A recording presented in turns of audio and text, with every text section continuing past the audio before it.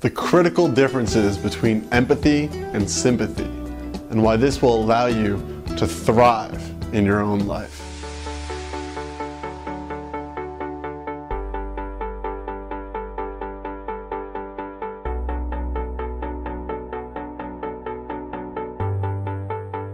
Hey guys, Noah Hammond here, and today's advice, as you can tell from the title, is about empathy versus sympathy. And this was a really critical lesson for me to learn for myself, because as I developed down my path with understanding social dynamics more clearly, and as well as my spiritual path with meditating, I begin to notice a lot of the pains of the world.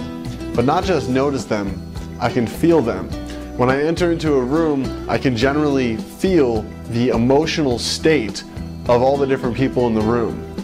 Not just feel it as in like a philosophical way, but as in a very physiological, real way. I can feel people's emotions.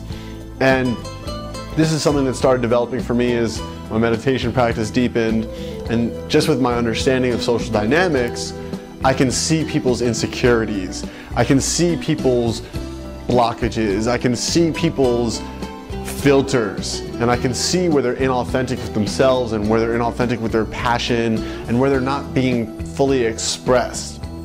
And so what happened for me as I was developing this acute awareness to other people's emotional state and to other people's personal blockages, I started to feel empathy for these people. And this was a great hindrance to my life. So to understand why, first we need to know what's the difference between sympathy and empathy. Well, empathy is to actually co-experience somebody else's emotional pain or suffering. Empathy is to actually put yourself in that person's state and to join them where they're at.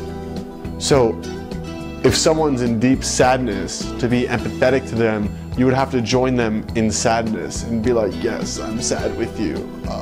Like, the world is terrible, right? To join someone in anxiety, you have to get anxious and be with them inside their anxiety. Oh my God, I don't know what's happening, right? Now, the difference between empathy and sympathy is that in sympathy, you don't join them in their emotional state.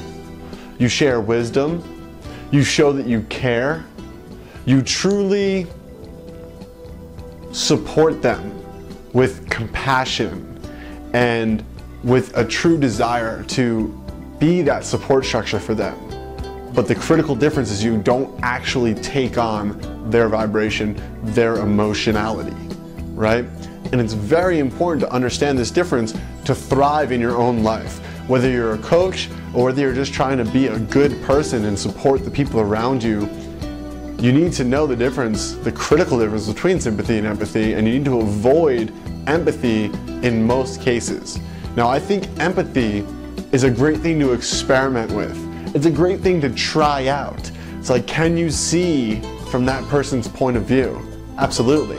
But for someone like me, who's a coach, how beneficial to my life would it be if I took on the emotionality of all the people that I'm trying to serve?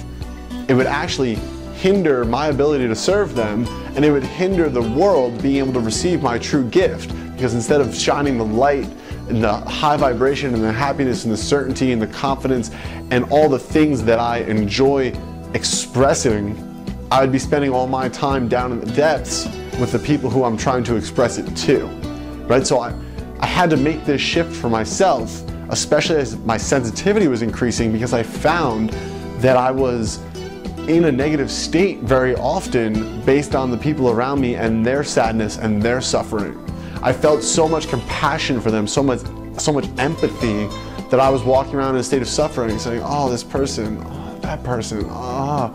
But from that position, I was crippling my ability to serve and to help.